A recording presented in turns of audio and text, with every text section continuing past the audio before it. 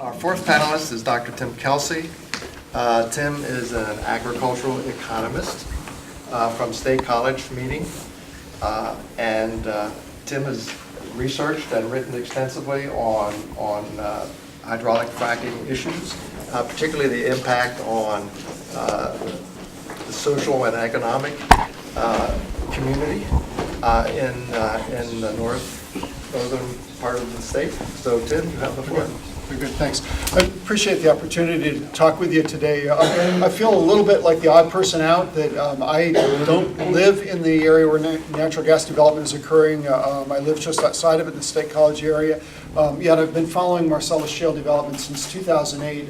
Done a wide variety of research, a lot of visits to the communities where the activity has been going on. And so my role today, I think, is to bring a little bit of the broader context to add to the personal experiences of the other panelists.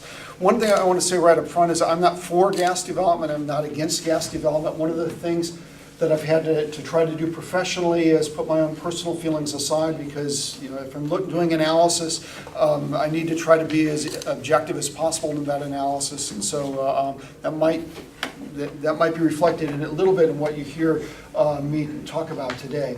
I want to say one kind of background piece. You've heard from speakers from the northern tier of Pennsylvania.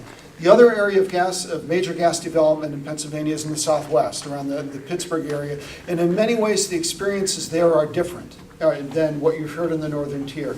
There are some similarities, but yet because of the population size differences, the infrastructure differences, the past history of gas development and coal development in that region, and also the differences in who owns the mineral rights.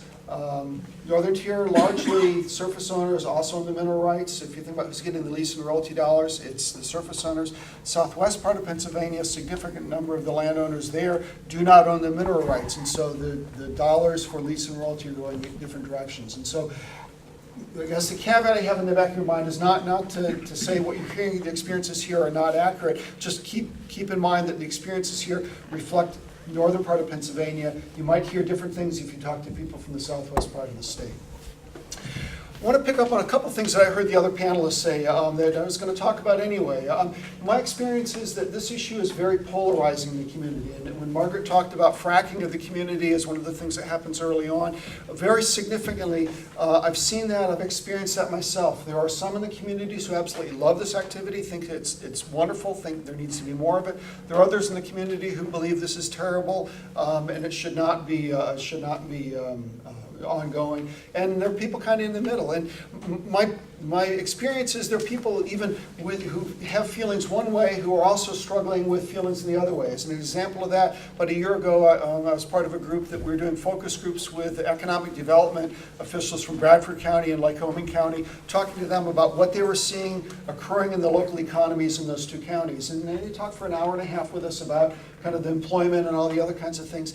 And at the very end, as they're getting up to go, one of the individuals just happened to say in passing they can't use the water in their house, or the couple of their houses on the same block. And pretty much everyone else around the table said, oh, that happened to my brother-in-law, or that happened to... Everyone around the table knew of individuals who had this kind of activity going on, but yet these were the same individuals who just moments before were talking about all the economic benefits, activities going on. And so, the perceptions, my sense is there's a struggle within people, good, bad, and people come out at different directions. One of the things I wanted to talk a little bit about is there very clearly are economic benefits out of this Marcellus Shale activity. The numbers are not as large as the governor and the industry claims, but very clearly there are economic dollars, lots of dollars being generated in some of the communities. And so that is something that drives, I think, the kind of the interest and drives some of the debate here. If you look at federal reports or employer reports on employment, on wages, and other kinds of at the local level, those are up significantly in the counties with Marcellus activity going on. And so a lot of the rhetoric about creating jobs, a lot of that is carrying through. The caveat with that is, the question I hear from a lot of local folks is, who are those jobs going to? And if I've looked at state income tax data that reports by at the county level that gives a breakdown of kind of where the income is going, and employment and wages of county residents is up slightly in those communities, but it's up much more modestly than the overall reports that employers are reporting. So what that basically tells us is a significant amount of the employment effect is going to non-residents. Now, they might be residents of Lancaster County or Franklin County or Schuylkill County or Texas or Oklahoma. They're not residents of the counties themselves with activities going on. But it means that economic activity, one of the questions of what's the distribution, where the dollar's going, is something that's really important to keep in the back of your mind. Another element that came out very clearly looking at the state tax return information is that the lease and royalty dollars is where the majority of the income increase is occurring at the local levels. And when we're talking income increases, Tioga County had about a 20% increase in total taxable income that their residents reported between 2007 and 2010. Bradford County is about 19.1% total taxable income increase in those counties over 3 years. That's a tremendously large increase in income in those communities. The lion's share of that income is lease and royalty dollars. It's not wage dollars, some increase in net profits. And so the questions that raises is who is receiving those dollars? Who is benefiting from those? And according to the state tax data, less than 10% of the tax returns from those counties are the residents actually reporting that income. So which tells you there are some individuals who are making very much money out of this. Many of the residents, majority of the residents are not necessarily making much money, if at all. So there are dollars there, but the distributional questions are absolutely critical to keep in mind. And so, the rhetoric of jobs, there's elements of truth behind that, but the distribution is something that's absolutely critical to ask and keep in mind. Professionally, I'm an economist. I'm aware of a lot of the environmental concerns. It's not something that I follow. I don't have the expertise to be able to look at. My own personal feelings, my own personal kind of questions, issues, I have more questions, or I think there are more issues related to the economic and social elements than there are the environmental elements. And I say that not to discount the environmental elements, but on the social and economic side, there are significant impacts that are being experienced in some of these communities.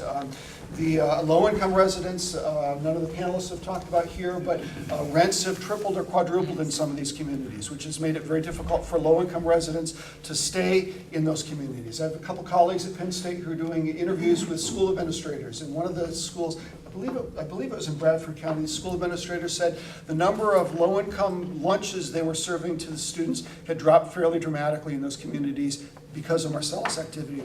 But he said it was not because the families are wealthier, it's because the low-income residents have had to move out of the community. And so that social disruption, people moving out versus staying, and as well as just the whole conflict and polarization between neighbors is something that has significant effects on the community. Other significant questions, issues arise, traffic, kind of the hustle and bustle. When I visit those areas, I feel I know what to look for to be able to identify what a well pad is, and I can see the pipelines and stuff. What strikes me the most in those communities, though, when things are booming, is the amount of traffic and the amount of development of all the pipe yards and all the water withdrawal sites and all the other supporting infrastructure that, putting the environmental questions aside, that by itself can have major impacts on the community. And so what does that mean for residents? What does that mean for short run and long run are things that I think are absolutely of concern, or at least questions that need to be asked. The last kind of, this is a broad question that I think that is a thing that we've got to wrestle with both at the local level and at the state level is, okay, given that there are dollars from this associated, this activity, and assuming it's going to go, continue on with it, if they're moratorium or not, it's very clear that this is a short-run impact. Natural gas development by its nature is non-renewable, so at some point in time the gas is going to go away. And so the question is if the state or if communities, to the extent that they're relying on this activity for economic development, to what extent then are they using the resources now to be able to leave the communities better off long-term than they are now? Or is the focus much more on just short-term gain? Hey, here's dollars, we can take advantage of this, and no one's thinking about long-term. And so to me, that's one of the biggest challenges. How do we collectively think about long-term and not lose sight of the long-term, positioning families, communities, businesses, the community broadly for the long run, rather than just focusing on the kind of short-run potential gain for some. So.